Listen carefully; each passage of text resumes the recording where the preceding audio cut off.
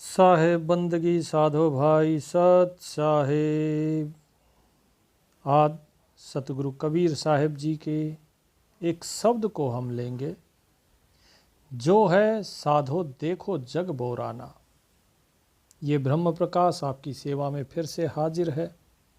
साहेब की वाणी का भेद, भाव और उसका अर्थ लेकर। साधो भाई कबीर साहिब कहते हैं कि साधो देखो जग बोराना, साच कहूं तो मारन धावे, झूठे जग पतियाना।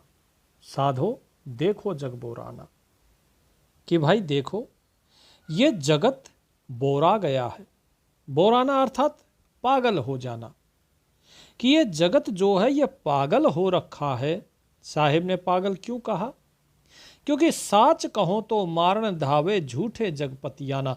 क्योंकि अगर इसको सत्य बोलते हैं तो इसे सत्य मानना चाहिए, लेकिन ये झूठ के ऊपर विश्वास करता है। पतियाना अर्थात विश्वास करना, कि झूठे जगपतियाना, कि ये सारा जगत झूठ के पीछे भाग रहा है, उसी पर विश्वास करता है और सच्चे के पीछे ये मारने के लिए दौड़ता है।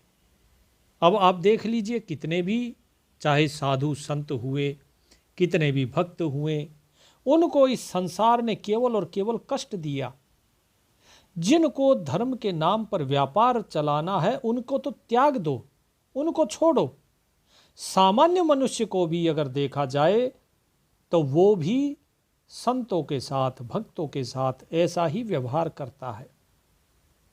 क्योंकि अगर आप देखेंगे तो जिसने, चाहे वो मीराबाई हो, विष का प्याला दे दिया, चाहे वो भक्त प्रहलाद हो, कितनी परीक्षाएं हुई, चाहे वो कबीर साहिब स्वयं क्यों ना हो, 52 कसनियां दी गई, 52 परीक्षाएं उनकी हुई। वो कोई भी रहे हो, माता सबरी थी, लोग उनको पागल कहते रहे कि रे सबरी पागल हो गई, राम राम करती रहती है, अरे कभी आया तेरा राम।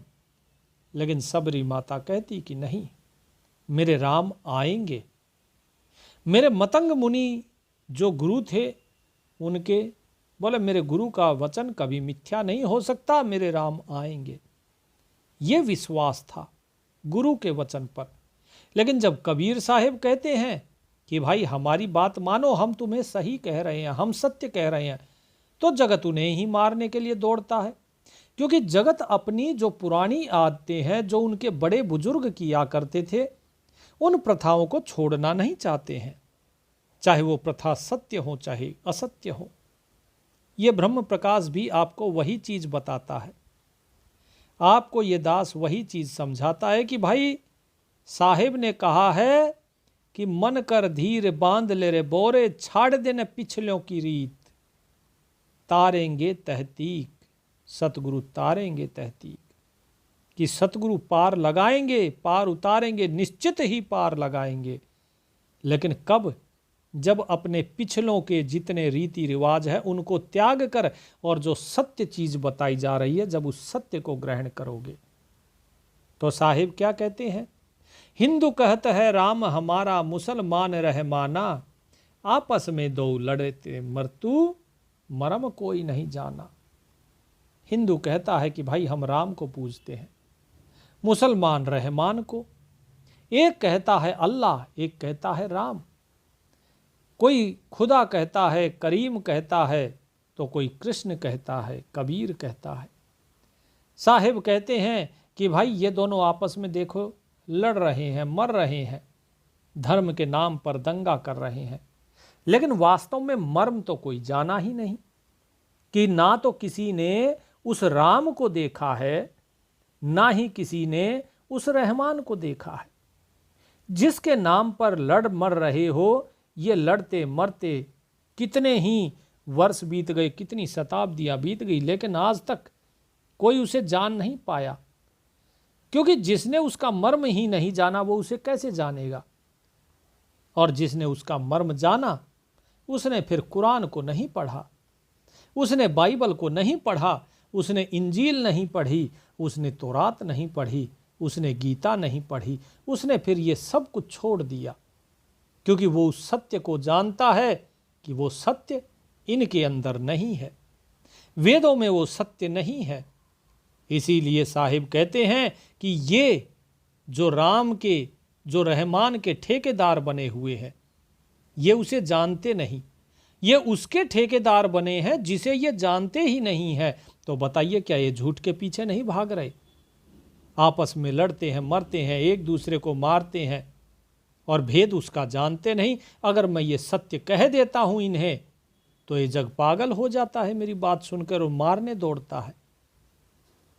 बहुत मिले मोहि नेमी धर्मी प्रात करें स्नाना, आत्म छोड़ पसाने पूजे तिनका थोथा ज्ञाना। कि भाई मुझे बड़े प्रेमी मिले, बड़े नियम करने वाले मिले, बड़े धर्मी मिले।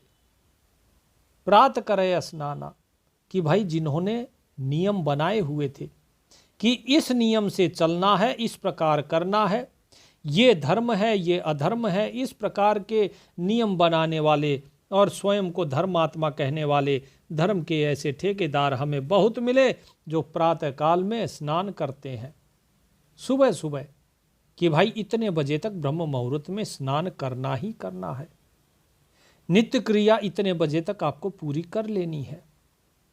इतना ही नहीं, बहुत प्रकार से उन्होंने जीवों को भी नियमों में उलझाया हुआ है। वे भूल गए कि नियम मनुष्य के लिए बनाए जाते हैं, मनुष्य को नियमों के लिए नहीं बनाया गया।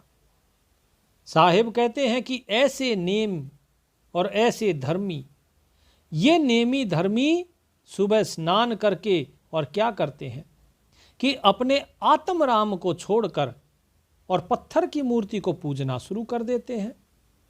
अब बताइए, एक चेतन और जड़ को पूज रहा है, आत्मा को छोड़कर और पत्थर की पूजा हो रही है, तो क्या इनका ये ज्ञान थोथा नहीं है? एक व्यक्ति चेतन तुलसी का पत्ता तोड़कर, बेल के पत्ते तोड़कर, वो पौधा जिसके अंदर जीवन है उनके तो पत्ते तोड़ रहा है, और जो पत्थर की मूर्ति है जिसमें जीवन नहीं है उसको वो अर्पण कर रहा है। तो बताइए क्या इनका ज्ञान सच्चा है या झूठा है?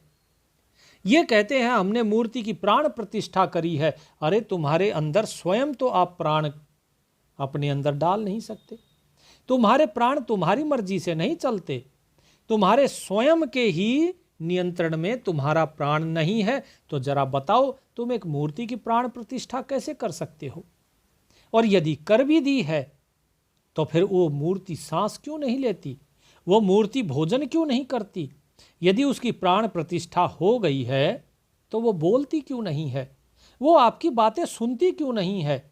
एक कुत्ता आता है और बार बार धार मार कर चला जाता है। तो कबीर साहब बैठे बैठे ये सारी चीजें देख रहे थे और उन्होंने देखा वो कुत्ता एक बार आया, उसने धार मारी चला गया। पंडित ने उसको धमका दिया और पुनः उस शिवलिंग को साफ कर दिया धोकर। कुत्ता फिर से आया, पंडित ने फिर से धोया। उसके बाद कुत्ता फिर तीसरी बार आया तो पंडित ने डंडा उठाकर और फेंक के मारा, कुत्ते की टांग पे लगे और कुत्ता चिल्लाता हुआ वहां से चला गया। कबीर साहब हंसने लगे। कबीर साहब को हंसता हुआ देखकर उस पंडित ने पूछा कि रे जुलाहे क्यों हंसता है? कबीर साहब बोले, मैं इसलिए हंसता हूँ क्योंकि मैं देख रहा हूँ कि एक जड़ जिसके ऊपर कुत्ता 3 बार पेशाब करके चला गया, अरे जो एक कुत्ते को नहीं रोक पाया अपने ऊपर पेशाब करने से, तुम उसे भगवान कहते हो। जो न चलता है, न फिरता है, न बोलता है, न उठता है, न बैठता है, न बात करता है, न बात सुनता है, उसे तुम कहते हो भगवान। जो जड़ है वो तुम्हारा भगवान, और जो चेतन है उसको तुम इस जड़ के आगे झुकाते हो। जो चेतन है उसे तुम डंडा मारते हो। परमात्मा तो सबके अंदर है। बताओ जरा मुझे कि वो परमात्मा चेतन है या जड़ है? इस बात पर अब पंडित जी को तो पता था कि परमात्मा तो चेतन तत्व है, वो जड़ तत्व नहीं है। लेकिन वो क्या करता? अगर सत्य बोले तो जितने भी वहां पर बैठे थे, जो पूजा के लिए आए हुए थे, वो वापस चले जाते। तो अपने स्वार्थ के लिए और अपने मान को बचाने के लिए उस पंडित ने सिर्फ इतना कहा कि परमात्मा तो भाई देखो सब में है, तो परमात्मा यही है, परमात्मा ही है ये। और वो इस बात को मानने को तैयार नहीं कि वो मूर्ति जो है वो परमात्मा नहीं तो उसका धंधा चौपट हो जाएगा। कबीर साहिब कहते हैं, आसन मार डिंब धर बैठे मन में बहुत गुमाना, पीतर पाथर पूजन लागे तीरथ बरत भुलाना।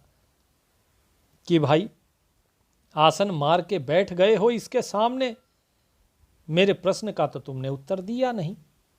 मन में तुम्हारे बड़ा गुमान होगा कि तुम पंडित हो, पांडित्य प्राप्त हो गया तुम्हें, बहुत ज्ञानी हो, बहुत वेद पढ़े, शास्त्र पढ़े, और अब मूर्ति पूजा में लगे हुए हो।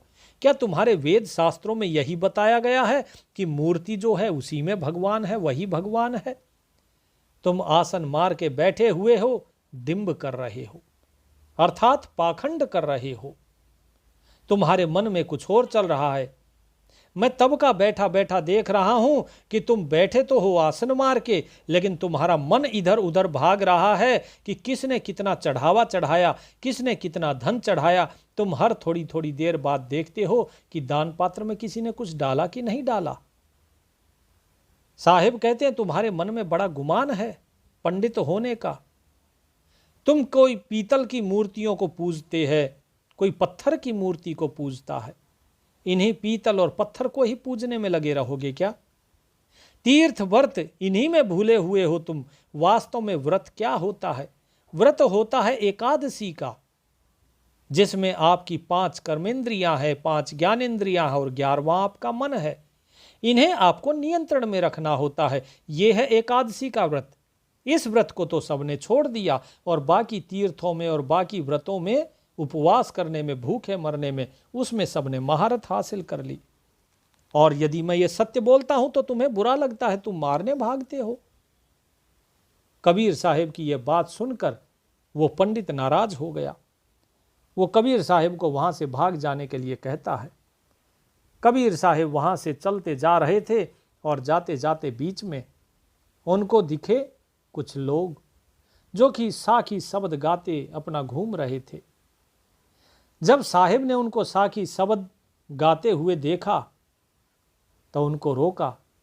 देखा कि उन्होंने छाप, तिलक ये सब लगाई हुई है, माला पहनी हुई है, टोपी पहनी हुई है और बड़े आनंद से गाते हुए जा रहे हैं। कबीर साहिब ने कहा कि रुकिए सज्जनों, रुको, साधो भाई, जरा हमें ये तो बताओ, आपने जो साखी शब्द गाया इसका क्या अर्थ है, इसका क्या मतलब होता है? और जो आपने ये छापा बनाया हुआ है, ये तिलक बनाया हुआ है, ये किस लिए लगाया? क्या करोगे इसका? माला पहिरे, टोपी पहिरे, छाप तिलक अनुमाना, साखी शब्दे गावत भूले, आत्म खबर न जाना। कि भाई तुमने माला पहन ली गले में, किस लिए पहनी? क्या करोगे इस माला का, जरा बताओ तो। क्या माला पहनने से उस परमात्मा की प्राप्ति हो जाएगी? और तुमने टोपी पहनी, क्या टोपी पहनने से वो परमात्मा प्रसन्न होता है? यदि होता है तो मुझे भी ये माला और टोपी दे दो, मैं भी पहन लेता हूं। लेकिन यदि नहीं वो प्रसन्न होता और माला पहनने से अगर नहीं वो मालिक मिलता है, फिर क्यों इन्हें ढो रहे हो? अलग अलग तुमने छापा बनाया हुआ है, तिलक लगाए हुए हैं अपने अनुमान के हिसाब से। किसी ने वैष्णव तिलक लगाया है, किसी ने द्वादश तिलक लगाया है। आखिर इन तिलकों से होता क्या है? यदि इन तिलक के कारण परमात्मा की प्राप्ति हो जाती तो परमात्मा स्वयं ही तुम्हें इन तिलक के साथ पैदा कर देता, लेकिन उसने तो ऐसा नहीं किया। तो फिर बताओ ये तिलक लगाने से क्या होगा? क्या तुम्हें किसी बात का अनुभव हुआ इन तिलक को लगाने से, ये छाप लगाने से? और यदि नहीं हुआ तो फिर इसका लाभ क्या है? साखी शब्दे गावत भूले, आत्म खबर न जाना। तुम साखियां गाते हो, शब्द गाते हो और गाते गाते इतने मस्त हो रहे हो कि तुम झूमते हुए जा रहे हो। आखिर ये झूमने वाला है कौन? ये शब्द गाने वाला, ये साखियां गाने वाला कौन है? क्या तुम्हारी आत्मा है या फिर वो मन है जिसे मधुर राग चाहिए? तुम ढोल बजा रहे हो, तुम वीणा बजा रहे हो, आखिर क्यों? तो इस बात को लेकर जो भी वहाँ पर भगत थे, जो जा रहे थे गाते बजाते हुए, वे नाराज हो जाते हैं। कबीर साहिब कहते हैं कि भाई तुमने अपने आत्मा की खबर नहीं जानी, तुम मन के वश में चल रहे हो। मन चाहता है मधुर संगीत सुनना तो तुमने ये ढोल उठा लिया, मन चाहता है बढ़िया साखियां गाना तो आपने गानी शुरू कर दी। ये अच्छी बात है कि आपका मन प्रभु का भजन करना चाहता है, लेकिन वो प्रभु का भजन करने के लिए इन ढोल की क्या जरूरत है, तुम्हारे इस वीणा की क्या जरूरत है, इस तबलों की क्या जरूरत है, इन खड़ताल की क्या जरूरत है। इस सारे संगीत के बगैर क्या वो परमात्मा तुम्हारी बात नहीं सुनेगा? वो तो चींटी की भी सुनता है, तो तुम्हारी बात क्यों नहीं सुनेगा? क्योंकि तुमने अपने उस आत्मा की खबर नहीं जानी। वो आत्म राम जो तुम्हारे अंदर बैठा है उसकी खबर आपने अभी तक नहीं जानी, केवल इन साखी शब्दों में ही भूले हुए हो। साहिब कहते हैं, घर घर मंत्र जो देत फिरत हैं माया के अभिमाना, गुरुआ सहित शिष्य सब बूढ़े अंतकाल पछताना। कि भाई तुम साखिया गाते हो, शब्द गाते हो, और उसके बाद तुम घर घर में जाते हो, भिक्षा मांगते हो और उनको नाम के नाम पर मंत्र देते हो, उनके कानों में मंत्र फूंकते हो कि भाई ये मंत्र तुम हमेशा जाप करना, इससे तुम्हारा ये भला हो जाएगा, तुम्हारे को अर्थ की प्राप्ति होगी, मोक्ष की प्राप्ति होगी, धर्म की प्राप्ति होगी। तो ये अर्थ धर्म काम मोक्ष की प्राप्ति के लिए जो भी आप मंत्र देते हैं हर घर घर में जाकर, ये क्यों देते हैं? बदले में आप क्या लेते हैं वहाँ से? दान। बदले में आप लेते हैं धन, बदले में आप लेते हैं भोजन, बदले में आप लेते हैं वस्त्र। तो आप तो केवल माया के अभिमान में घूम रहे हो, आप स्वयं को बहुत बड़ा ज्ञानी समझ रहे हैं। कबीर साहिब कहते हैं कि जो व्यक्ति इन साखी शब्दों को गाकर और ये सोचता है मैं बहुत बड़ा ज्ञानी हो गया, वो वास्तव में मूर्ख है। क्योंकि इसी मूर्खता के कारण गुरु और शिष्य दोनों डूब जाते हैं। क्योंकि जिसके अंदर गुरु होने का अभिमान आ गया वो तो पार हो ही नहीं सकता। तो जरा बताओ, जो गुरु स्वयं पार नहीं हो सकता वो शिष्य को कैसे पार करेगा? जो स्वयं सत्य को नहीं जान पाया, जो अपने उस आत्म राम को नहीं पहचान पाया, उसकी खबर जिसने नहीं जानी, वो शिष्य को उसकी खबर कैसे देगा? वो तो नहीं दे सकता। और इसीलिए गुरु और शिष्य दोनों को अंतकाल में पछताना पड़ता है। लेकिन क्या करें, जैसे ही सत्य बोलता हूं तो तुम मुझे मारने दौड़ते हो, क्योंकि वो सत्य तुम्हें चुभता है, वो सत्य तुम्हारे अहंकार पर चोट करता है, तुम्हें आहत करता है, क्योंकि तुम असत्य के मार्ग पे हो। सत्य केवल उसे ही चोट पहुंचाता है जो असत्य के मार्ग पे होता है, जो अहंकारी होता है। बुरा उसे लगता है जिसके अंदर अहंकार होता है, उसके अंदर सत्य को सुनने का सामर्थ्य नहीं होता। इसीलिए कबीर साहिब कहते हैं कि साधो देखो जग बोराना, कि देखो भाई ये जगत जो है पागल हो चुका है, और पागलों के बीच ये कबीर घूम रहा है। इन पागलों को जगाते हुए घूम रहा है, इन्हें समझा रहा है कि किस प्रकार से वास्तव में भक्ति करी जाती है। वो आनंद जिस आनंद के लिए ये जीव नाना प्रकार के प्रपंच रखता है, वो सारे के सारे प्रपंच की जरूरत ही नहीं। वो आनंद इसके अंदर ही है, लेकिन ये उससे अनजान है और ये बेफिक्र होकर घूम भी रहा है। साहिब कहते हैं कि तुम्हारा ये जितना भी आनंद है ये मिलेगा तो तुम्हारे आत्म राम की खबर पाने के बाद ही मिलेगा, उससे पहले नहीं। अगर उसे नहीं जाना तो जब तुम्हारी मृत्यु आएगी उससे पहले तुम्हें तुम्हारा सारा जीवन दिखाई देगा, और उस समय तुम पछताओगे कि तुमने वास्तव में उस परमात्मा का सुमरन नहीं किया, इस माया के पीछे अपने ढोंग में पाखंड में सारा जीवन व्यतीत कर दिया। साहिब कहते हैं कि हे साधो भाई, यदि अपने उस आत्म राम को जानना है, किसी सच्चे मुर्शिद को पकड़ो, किसी सच्चे मुर्शिद, किसी सच्चे गुरु की चरण शरण ग्रहण करो। वो सतगुरु ही तुम्हें उसका भेद बता सकते हैं। अगर तुम इसे खोजते रहोगे कुरान में, पुराण में, बाइबल में, इंजील में, तौरात आदि जितने भी गीता, रामायण, जितने भी ग्रंथ हैं वेदों में, अगर इनमें ढूंढोगे वो परमात्मा तुम्हें नहीं मिलेगा। क्यों नहीं मिलेगा? कबीर साहिब कहते हैं, बहुतक देखे पीर ओलिया पढ़े किताब पुराना, बहुतक देखे पीर ओलिया पढ़े किताब कुराना, करे मुरीद कबर बतलावे उन्हों खुदा ना जाना। कि भाई हमने बहुत से पीर देखे, बहुत से ओलिया देखे, क्योंकि कबीर साहिब के पास तो लोग आते थे। जब कबीर साहिब की प्रशंसा सुनी तो लोग आते थे कि भाई जरा देखे तो सही, आखिर कौन है वो जो हमारे धर्म को इस प्रकार से अपमानित कर रहा है। लोग आते, उनके साथ शास्त्रार्थ करने की इच्छा रखते, और कुछ लोग शास्त्रार्थ करते भी और अंत में पराजित होकर चले जाते। तो कबीर साहिब कहते हैं, ऐसे ऐसे पीर ओलिया हम रोजाना देखते हैं जो वेद पढ़ते हैं, कुरान पढ़ते हैं। कुरान को क्या बताया जाता है कि ये पाक किताब, आसमानी किताब है। साहिब कहते पढ़े किताब कुराना, उस कुरान रूपी उस आसमानी किताब को पढ़ते हैं और मुरीद बनते हैं। किसके? इन पीर औलियाओं के, जो मौलाना हैं उनके, जो मौलवी हैं, मुल्ला मौलवी, इनके पीछे भागते हैं। कबीर साहिब कहते हैं, वे तुम्हें क्या बताते हैं? वे तुम्हें बताते हैं कि तुम कब्र की पूजा करो। वे तुम्हें कब्र की पूजा करने के लिए बताते हैं, वो कब्र जो कि मस्जिद में है। जरा सोचो कि जो चीज पहले से ही इस संसार में नहीं है, जो खुद इस संसार से जा चुका है, जो फना हो चुका है, वो तुम्हें कैसे इस संसार से आजाद कर सकता है? जरा सोचो, जो खुद अमर नहीं रहा, जो खुद मर गया है, वो तुम्हें अमर कैसे बनाएगा? जो खुद जन्नत नहीं जा पाया, जिसका शरीर यहीं पर दफन हो गया, वो तुम्हें कैसे जन्नत पहुंचाएगा? और तुम उसकी पूजा कर रहे हो।